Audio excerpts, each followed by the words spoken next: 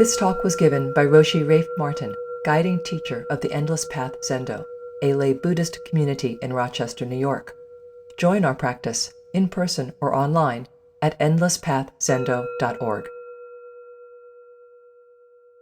So today is Saturday, July 26, 2025. This will be our final Tay show before our summer break. We will resume in September, and we will take up where we left off with the Han-shan, the Ming Dynasty Zen, a very important Zen teacher, actually, but not the Tong-era poet Han-shan, Cold Mountain, with his autobiography. And we were up to the 53rd year, but we'll back up a little bit so we get a running start. And we'll start with his 52nd year, which is the year 1597 to 8. He was 52 years old. The winter had brought much hardship to Guangzhou. Corpses and skeletal remains numbering in the thousands lay in the streets. Ding Yu Wu and I worked hard organizing burial details, and after the sad task was completed, we had a 7-day ceremony for the welfare of the dead. Our efforts were much appreciated, and many Cantonese converted to Buddhism.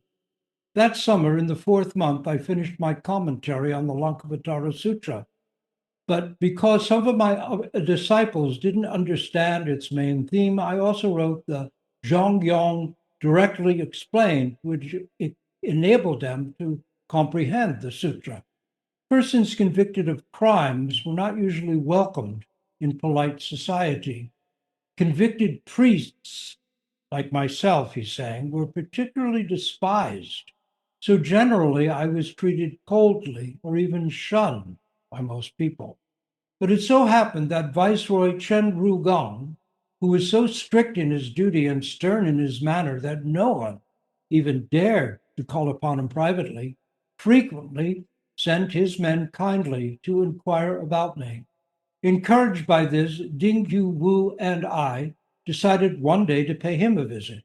Naturally, we didn't get past the doorkeeper. The evening, however, the viceroy came by boat to visit me. He brought food and tea, and we sat and talked until midnight. His friendship towards me astonished everyone.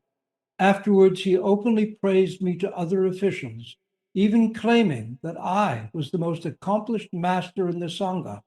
To emphasize his support of me, he ordered various department heads to visit me. And in no time, the people of the entire Lingnan region began to show me some respect. The 53rd year, 1598 to 9. That spring, in the 1st month, the administrator who'd been accused of fiscal irresponsibility in the matter of the Bao'en rebuilding plan was banished to Leiyang. He called on me in Guangzhou, where I was editing the manuscript of my commentary on the Lankavatara Sutra. When he asked about the scenery of Leiyang, I showed him my manuscript saying, "This is the scenery of Leiyang." He appreciated the view enough to immediately start soliciting donations for carving the wooden blocks to print it. Inspector Zhu Ha-men, head of the Guangdong Salt Tax Office, called on me frequently to ask about the Dharma. He was particularly interested in the history of the 6th Patriarch monastery at Kaoji and asked me if I would revise the official Kaoji annals. At that time, very little Buddhist theology was being taught in Guangdong. One day, Imperial Counselor Zhu Haimen, who taught Yang Ming metaphysics, brought his class to me to ask me about Buddhism. One of his students, Long Shen, was sufficiently impressed by my teaching so that when he returned home, he repeated them to 2 of his friends, Wang Anshun and Feng Shen Cheng. Later, the 3 of them returned to my residence and asked me to instruct them further. I taught them the transcendental doctrine, which they understood and accepted. Transcendental doctrine is really the essence of Zen. Form is only great wisdom, prajna, wisdom. Form is only emptiness, emptiness only form. Form is no other than emptiness. Emptiness no other than form. Of course, emptiness doesn't mean a big hole behind your head. People get very nervous about the idea of emptiness. But really all it means is empty of your habitual self-centeredness, which keeps separating each of us from the caw of the crow, the feel of the water flowing over our hands when we open the tap, the smile of a friend, the taste of our food. We keep getting lost in our thoughts as if we're actually separate.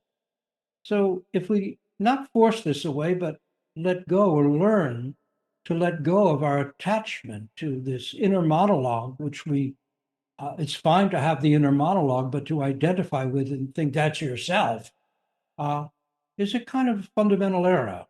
And emptiness is form, and form is emptiness simply means with our self-centeredness no longer front and center in our mind, then everything steps in.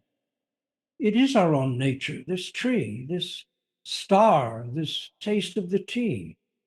In reality, there's nothing separating us from our experience and the world. And because of this lack of connection, actual, not mental, not philosophical, but actual experienced connection, we do terrible harm to our world, to the other beings in it, to ourselves. So this is the transcendental doctrine, but it need not be a big philosophical deal. It's really the essence of how to live as a whole human being. Let's put it that way. They earnestly practiced Chan, so it was Zen he was teaching them, and were able to convert many others to Buddhism. Because of the efforts of these three disciples, the three treasures, Buddha, Dharma, Sangha, became well known in the area. That summer, I set up a Zendo, meditation hall, in order that I might openly preach the Dharma, that is, give teishans. Recalling Master Da Guang's vow to recite the Lotus Sutra 100 times to reduce suffering, I decided to teach this sutra to the few dozen monks and disciples who gathered in the hall. We get the sense of a Chan hall, a meditation hall, now with the new flooring. I don't know if you noticed it, but voices really echo. And when we do our Wednesday night chanting, it really sounds like you're in a big hall because the bare flooring, it creates a really wonderfully kind of echoey feeling. So it feels like you're in a hall, actually, an interesting change from the carpet. When I came to the chapter on the precious stupa, I suddenly grasped the Buddha's meaning. How about this? He's like 50, 53 years old.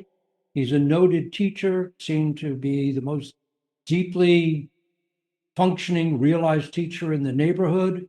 And then he happens to be chanting the Lotus Sutra, reciting it for those who come to practice with him.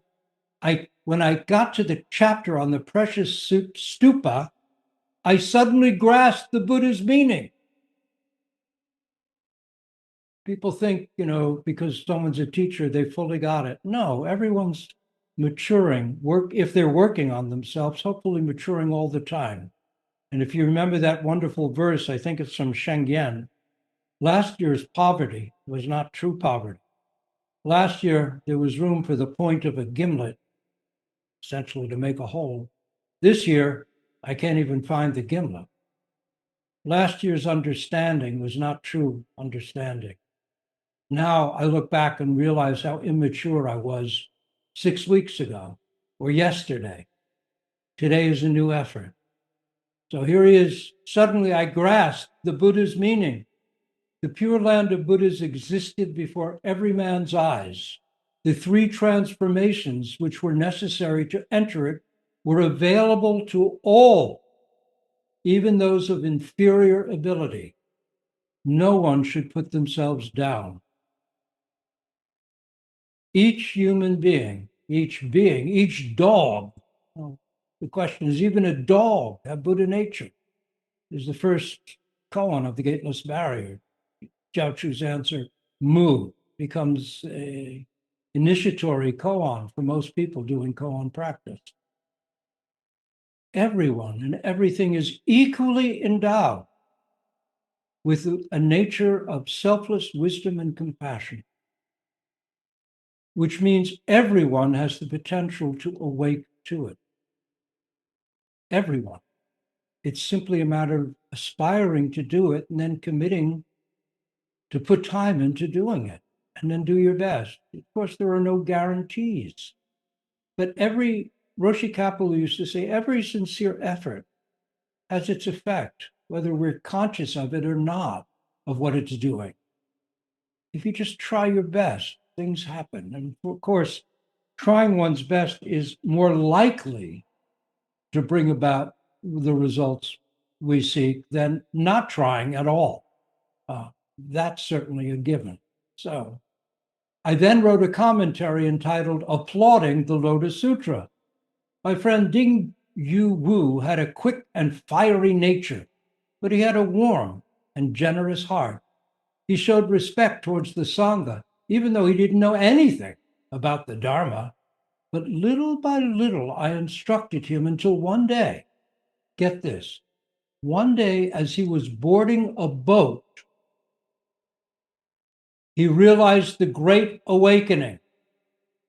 One day as he was boarding a boat, it is in the midst of his life, in the ordinary experiences of life. If you've been working on your practice, it can be quite sudden. The world turns upside down or right side up, let's put it that way. There he was, getting on a boat, experienced the Great Awakening. It didn't come out of nothing. It came out of all the practice he'd done in the Zendo up till that point, working with this teacher, Han-shan. Cautioning him always to keep the truth in mind, I gave him the name Upasaka. It means layman, essentially, Jufei. I don't know what that means. But anyway, I also wrote him the following poem as a reminder. So even though he had this deep experience, this Great Awakening, this layman who was a student of Han-shan's, it doesn't mean that it stayed with him all the time. It was a deep moment. But then one has to work, through one's life to integrate that into how one actually lives. And if you don't continue practicing, it can fade away and be a wonderful memory of how at one time you felt so totally connected with everything. And there was no sense of isolation or separation or anxiety there at all. But it's a memory. Practices to help us live this in our own lives. So here's the poem he wrote to remind his student about the experience the student himself had had. Your true nature is deep, like still, clear water in a lake. If you allow the bottom to be stirred by love and hate, waves of passion will arise. What was clear will become murky. With your vision obstructed, you will not notice how your troubles are increasing. If you look with desire upon people or things, you throw mud into the clear water. If you allow yourself to become another's desire, you're like oil poured on passion's fire. When the clamoring ego sinks to silence, burning hells will turn to ice. Let your ego slip gently towards a muted death. When the ego's eyes are closed, in vain does harm appear. This death does not come easy. Be on guard against old habits that haunting come to quicken it. Be steadfast and endure. Alertness brings awareness, and awareness is a light that in a searing flash obliterates all traces of the ghost. Who was that famous writer, philosopher? Ghost in the Machine was his big book. Remember that? The Ghost in the Machine. In a searing flash, obliterates all traces of the ghost. We're all haunted by our own ghostly presence, and then we cling to it as if to keep it from dying, keep it winning, keep it on top of pain and suffering and anxiety. What if we release it, release the ghosts? Just be as things arise, whatever they are. Someone came to a teacher and asked, what can I do about cold and heat? Of course, cold and heat doesn't mean physical weather. The teacher said, when the cold comes, let it kill you with cold. When the heat comes, let it kill you with heat. That is, be it completely without isolating yourself from it, whatever it is. Be whole, be complete, just as you are. With joys, we laugh. With sorrows, we sob and cry. But it doesn't mean you're a robot. You do what you need to do in relation to these things, but not hide from them or try and wipe them out. Extinguish the ghosts.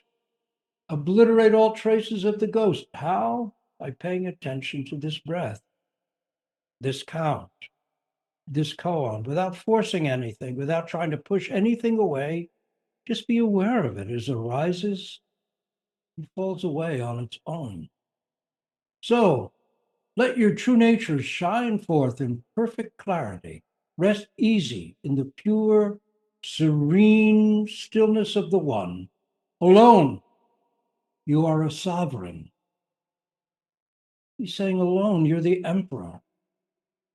Alone, above the heavens, below the heavens, is what the Buddha said. I alone, the honored one. He wasn't making an egotistical statement. He was gone. I alone, the whole universe, is oneself. I alone, what other is there?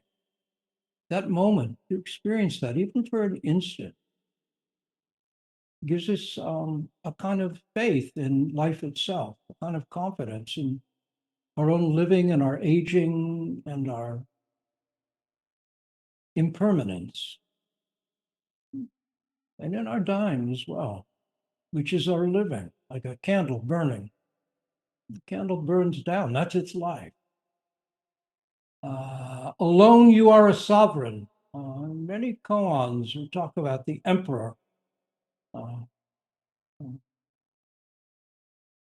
Let me show the emperor in the busy marketplace. Who is that emperor? Who is that sovereign? Yourself, a precious kingdom, reign with peace and harmony. What external force can possibly invade? What external force can possibly evade? If you're completely present, what external force is there? It's an interesting poem. 54th year, 1599 to 1600. In the spring, I finished carving the wooden blocks for my commentary on the Lankavatara Sutra. I lectured on the sutra and distributed 100 copies of it to learned Buddhists and to those government officials who had assisted the spread of the Dharma. I particularly wanted them to know that despite my difficulties, remember he had all kinds of legal difficulties built up of lies told about him, I was still performing my clerical duties. That is, a priest. I was still performing my priestly duties, even though they tried to throw me in jail. And in fact, he was imprisoned for a time based on lies and falsehoods. But he seems to carry no bitterness about it whatsoever.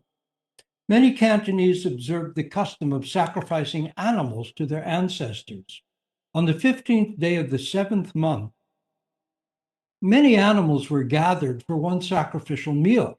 It was so pitiable, seeing them waiting to be slaughtered, that I introduced the Ulambana ritual, in which vegetarian food and prayers were offered in sacrificial respect to the ancestors.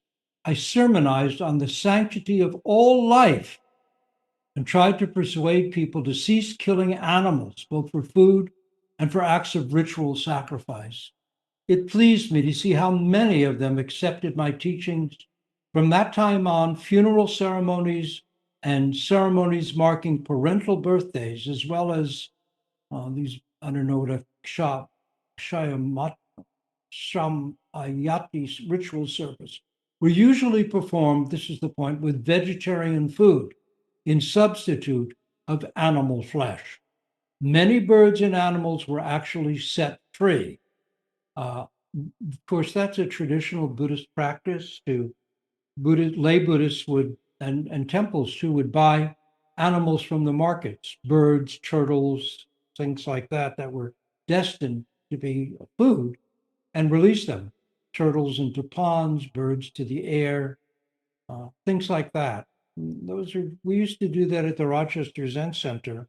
Roshi Kapla was very much into that. And remember, there were ducks and turtles and things like that, fish even, that were released into ponds out at the Chapin Country Place when he was alive. I don't know if that is continued, but he was very much into that. This kindness to animals was looked so favorably that many people were moved to become Buddhists. That summer in the 5th month, Magistrate Chen, who had been my intimate Dharma friend, returned home. When he arrived, he did not call upon me or any of the senior monks, but instead sent a messenger to request that I lend him 100 sets of eating utensils. I complied with his request. Later, we were all surprised when he invited us to a banquet. Naturally, he served us with the borrowed utensils. It was good to know that he had so much respect for the Sangha. Before long, he resigned his office. Fearing that he might be in poor health, I went to visit him, but he had passed away just before I arrived. His body was brought into town the next day, and I went directly to the mortuary to pay my last respects to him. Certainly, we all know such moments.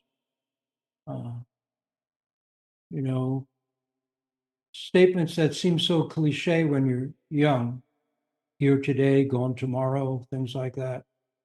As you get older, you realize how profound they truly are, how ordinary the truths of this world, how impermanent things actually are.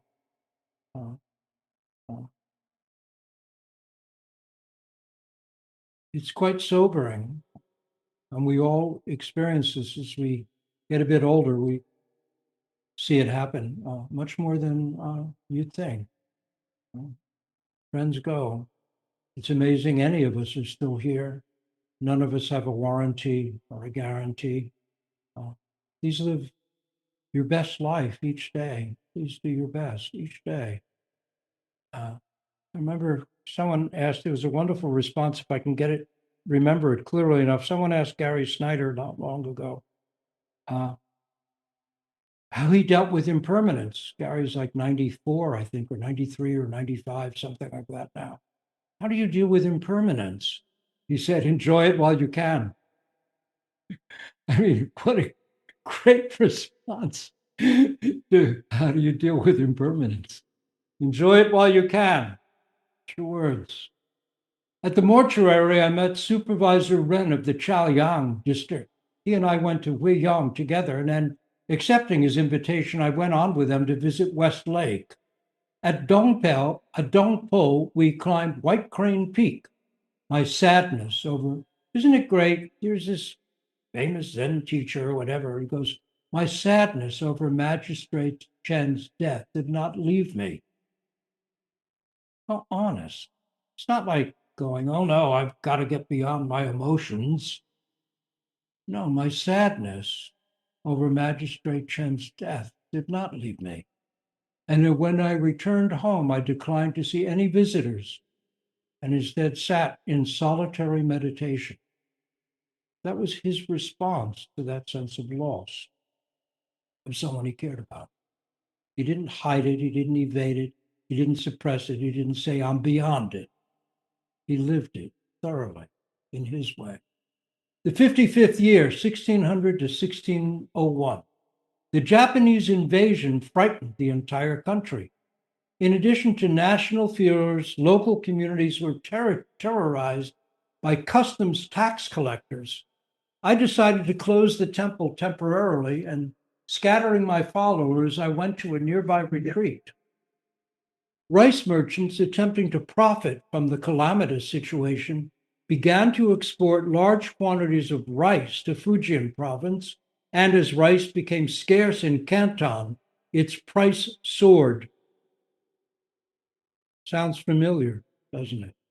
Human beings, forgetting that we're all in this together, think there's some way to get ahead of your brothers and sisters on this earth, and are willing to cause harm to do it. What's that French say? The more it changes, the more it stays the same.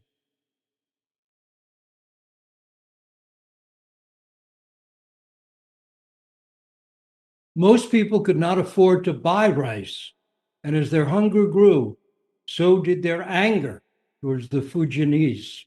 Now, the Fujianese traditionally painted their commercial vessels white, and the customs tax collectors were easily able to spot them. So, of course, could the people. And whenever the tax collectors boarded a Fujian rice boat, people would gather on the docks to jeer at the crew.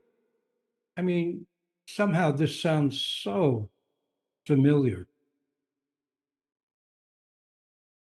On one occasion, the tax collectors boarded a Fujianese vessel and discovered the son of Canton's provincial military commander, who was a native of Fujian. When the people learned of the son's presence on the boat, they began to riot. They could hardly believe that their commander, whose duty was to protect the people of Canton, was actually contributing to their suffering by helping his own son to profit in the rice market. What is this, today's news? When was this written? 1600? When the news of this official abuse spread, thousands of people came to join the riot. Throwing rocks and brandishing weapons, they marched on the provincial administration office. As luck would have it, all three of the high-ranking administrators had gone to Junmen for a festival, and there was no one in authority to deal with the rioters. Desperate to resolve this situation, the commander sent his assistant to my retreat to ask for my help. Now remember, he was doing solitary zazen because of his sadness over his friend's recent death. One of his students had recently died. At first, I refused, saying that I wasn't able to perform miracles. But then the assistant began to weep and, dropping to his knees, implored me to help. So many people will die, he said. And hearing this, I got up and hurried to the scene of the riot. He did not say, "Leave me alone, I'm doing meditation." He did not say, "Leave me alone, I'm feeling sad." He got up, and we'll see what he'll do in response. He responded to the circumstances of his time and his place. This, too, is showing us something about what practicing Zen really means. I shouted to the crowd, "What you want is rice. What you're asking for is death. Don't you realize that by rioting, you're breaking the law? You can receive the death sentence for this. I know that you want cheaper rice. But even if you got it cheaply, how could you eat it if you're dead?" I begged them to return to their homes, and they slowly withdrew. Meanwhile, when the three high-ranking provincial administrators who were partying at Junmen heard about the riot, they returned immediately. But by the time they arrived, all was quiet and peaceful. Everyone credited me with quelling the riot. Supervisor Ren, commenting on my new celebrity, wrote to me, "If you hadn't come out, what would have happened to the town? But since you did come out, what will happen to you?" I too knew that I would have no peace because of my intervention. That autumn, in the 7th month, Supervisor Dao Zhu of the Nanshao district invited me to Kaoji. That's the Six Patriarchs neighborhood. I seized this chance to get away. The Sixth Patriarch would have been He's the sixth after Bodhidharma.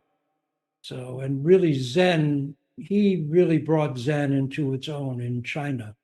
So very, very important figure. If you've never read the Sixth Patriarch Sutra, one of the very few sutras that are not about the Buddha, obviously was created in China, not in India, because the Sixth Patriarch came after Bodhidharma, which means after Zen became established in China. It's a very interesting story and a very interesting, brief, very tight sutra. Anyway, I seized this chance to get away. The invitation also gave me the opportunity to pay my respects to the sixth patriarch's remains. The sixth patriarch's name was Wei Neng in Chinese, Ino in Japanese. His story is quite legendary. Whether it's entirely true or somewhat true, history really can't tell us at this point, but supposedly he was illiterate and taking care of his mother. His father had died and was a woodcutter. And one day he happened to be in the market and he heard a monk reciting one verse from the Diamond Sutra. And with that, he experienced deep enlightenment. And he yearned only to go and practice with the fifth patriarch, and someone wealthier who knew him gave him the money to take care of his mother. And then he walked across China, essentially, came to the fifth patriarch's place, and then for 3 years was put pounding rice because he was seen as a kind of illiterate. He was supposedly illiterate. So he was kind of a barbarian. They made him a workman at the monastery. He pounded rice for 3 years, and then the fifth patriarch was going to retire and asked for a verse from the person who could put up the most profound verse, succinct form of presenting the Dharma, would take over from him. So everyone assumed the head monk was going to be that man, and the head monk was very nervous about this. He wasn't sure if he really understood, and he went late at night and he wrote a verse on the wall of the monastery in one of the corridors, something about practice is about wiping the mirror clean. Don't let dust settle, and you wipe it clean. And that is the essence of practice. And the sixth patriarch, who had been a rice pounder there, was going through and he heard about this and he couldn't read. He asked supposedly one of the temple acolytes, a boy, to read it to him. And right away he saw how limited that was. So he had the little boy write on the temple wall next to the other verse, there is no mirror, there's no stand to hold it, there's nothing to wipe. It's been empty from the beginning. And everyone the next day went, whoa, who wrote that? And the teacher came out and he saw there was going to be trouble. So he took his shoe and he wiped it out and he says, this too is only at the edge. It's not yet passed through the gate. That night he called the young man who'd been pounding rice to his quarters and transmitted the Dharma too. And then they rode across the river, and the sixth patriarch, now the sixth patriarch, was told, don't teach for 20 years and run, because the monks are really furious when they are going to be furious when they find out that instead of one of these learned guys who've been practicing with me for a long time, I gave it to the illiterate rice pounder. Get going. And indeed, that's kind of what happened. An ex-general who was a monk came after him. But it's a great story, and there are several koans about it. And he lived with hunters for about 20 years, basically pulling his vegetables out of the pot and living a very simple life out in the world until one day he reappeared and took up teaching roles at a monastery. And that's another koan in our curriculum, where he comes out of the forest essentially to this monastery. He's still a layman after 20 years. And he hears two monks arguing about a flag. Is it the wind that moves the flag, or is it the wind or the flag that's the prime cause? There's a flag flapping in the wind. And the sixth patriarch overhears them. He says it's neither the wind nor the flag, it's your own minds that are moving. And they go, whoa! And then someone says, are you maybe the sixth patriarch who's disappeared 20 years ago? And he goes, well, yeah, kind of, and I am. And then he shaves his head, becomes ordained, and takes over and starts teaching. Anyway, so that's where Han-shan wanted to go to pay his respects to the sixth patriarch. But my successful intervention had also secured an invitation from our new viceroy. Actually, he ordered the commander to bring me to his office. The viceroy received me warmly, even serving me special vegetarian meals, and delighted me by giving his assurance that he would protect the Dharma. As we parted, he told me to call upon him for help whenever I needed it. Relieved and happy, I said goodbye to him and headed for Kalji, that is, for the place where the sixth patriarch had lived maybe 800 or so years earlier. In spring, during the first month, or 500 years earlier, in spring, during the first month, I arrived at Kalji and found that the sixth patriarch's it was 900 years ago before him, before Han-shan, 900-year-old monastery, the very source of Chan Buddhism, that is Zen Buddhism, had been converted into a meat market. Squealing animals were being slaughtered, dressed, and butchered. Stinking piles of worm-infested guts filled the stately courtyard. Huckstering vendors in clapboard stalls shouted for the milling crowd's attention. The entire place was in total disarray. Even the graveyard, intended only for ordained remains, had been invaded by the dead relatives of neighboring villagers. The monks, still in residence at Kalji, were helpless as sheep. Whether from bribery or fear, they did nothing to oppose the profanation of this hallowed place. Merchants, tradesmen, and an assortment of brigands conducted their vile business without any opposition from clerical or civil authorities. Deeply distressed, I went to Viceroy Dai and begged him to help. His response was immediate. He ordered the district magistrate to dispatch the militia to Kalji, and within 3 days, the vendors and tradesmen were driven away and their shops and stalls torn down. The piles of filth were removed and the entire temple complex was cleaned. Now, I know nothing really about Christianity, but it certainly sounds a lot like Jesus cleaning out the temple and chasing out the moneylenders. A similar kind of aspiration in terms of keeping places that are sacred. There is sacred, there is profane, even though fundamentally there's nothing we can call either of those things. In the relative world, there is sacred, and it should be respected and cared for. With much satisfaction, the viceroy, the viceroy and I inspected the monastery. Afterwards, as we enjoyed a vegetarian meal, he said to me, Master, I did you a favor by cleaning up the sixth patriarch's monastery. In return, you can do me a favor. I'll do whatever I can, I replied. What exactly is the problem? He explained. The people of this region he gets really involved in trying to do things to help his time and his place, and it's really quite interesting. The people of this region are constantly being harassed by piratical pearl divers and rogue miners who, among other mischief, rob ancestral graves. The law is powerless to apprehend these criminals because no one knows when or where they're going to strike.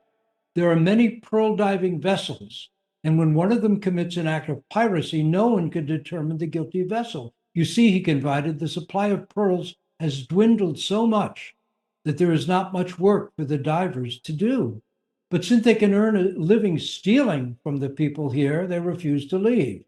It's the same situation with the miners. When they're not exploiting the local workers in the mines, they come at night to rob the ancestral graves. Both the pearl divers and the miners have official permission to work here, so we cannot simply drive them away. The people here are grievously oppressed by such lawlessness. it's been centuries of work to establish a society based on the rule of law. Let's hope that the rule of law is upheld in our time as well. Of course, the rule of law is always going to be open to attack, but hopefully the rule of law will hold steady. It is a precious creation of human being. Societies have gone through terrible sufferings under tyrants and monarchs, the whims of rulers. And establishing a rule of law in which everyone is equal before the law is the essence of democracy. And I hope we'll all be able to participate in such a society and keep it going. I confess, I just didn't know how to help correct the situation, is what he says. We can certainly identify with that. I find myself often at a loss. How can I correct the dire situations going on around us? And I'll tell you one way, and in fact, Heather Cox Richardson just spoke about this recently. And if you don't know this terrific historian's work, I hope you will. She is really on the ball and really sharp and caring. She said, if your personality is not such that you go out and protest, and not such that you send money to causes, and not such that you write letters to your congressman or leave phone messages on their machines or talk with their assistants, that's fine. Do what you can do to make this a better world. If you're a painter and your personality is somewhat introverted, then paint. Create a better world through that. If you want to go and read aloud to children in the library, do that. If you're a cook, create good meals and create a sense of harmony in the home and among friends. Create the world you believe in. It doesn't just have to be protesting and signing petitions. If that's not who you are, this is what she said, do who you are, do it fully, and contribute to creating a society you can believe in. For us too, this also means do zazen, practice. Yes, it's not a direct response to the difficulties of our time, but it creates an atmosphere, a possibility where good things can happen. It creates a context which makes good things happening more likely than less likely. And it gives us this kind of steadiness and stability to deal most effectively with what comes our way, rather than contribute more to it. So if you don't know Heather Cox Richardson's work, I really recommend you find out about her. She twice a week, I think she now does a YouTube talk, and her daily writings, not on the weekend. Her husband actually is a fisherman in Maine, very concerned about environmental issues as well. But anyway, I thought that was very heartening what she said, someone who's really in the thick of things. She really knows the historical basis of what's going on now and reads everything, including the big, beautiful bill, thoroughly. For her to give that support for doing what you can personally do to make this a world you can believe in and care about and feel good about, I thought was really quite stunning and quite selfless on her part. So in any case, I pass that on to you. I saw my chat. I wanted to, now a devoted Buddhist. Oh, wait a minute. Let's see, hold on. I see your problem. It won't be easy to solve, but I agreed to help. But I didn't know quite how to do it. But I said, I see your problem. It won't be easy to solve, but I agreed to try to help. It so happened that Li, the officer in charge of the pearl fishery and mining operations, came to Kaoji to spend a few autumn days in the pleasant surroundings of the mountain monastery. I undertook to instruct him in the Dharma, which he received with great delight. Now a devoted Buddhist, Li wanted to show his appreciation by doing more than just donating money to the monastery. So then I saw my chance to propose a solution to the problem.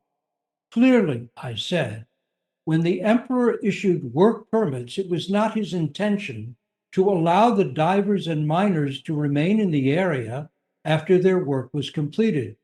And certainly he never intended that they should oppress the people so cruelly. I know that the culprits claim that they are still legitimately working, but you and I both know that this claim is merely an excuse for remaining. I then suggested that Li require proof of labor by inspecting the results of the work they said they were doing. If they could produce neither pearls nor ore, they should be ordered to leave the area.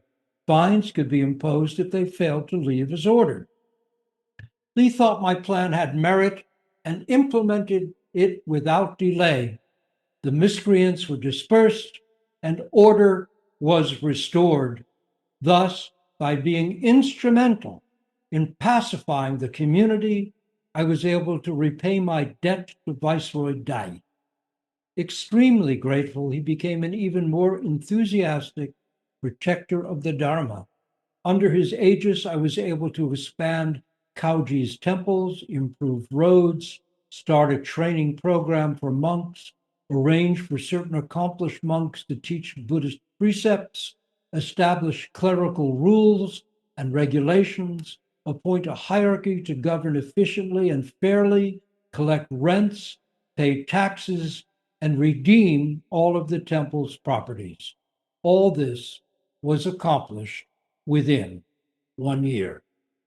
We'll stop here at his 57th year, 1602 to 1603.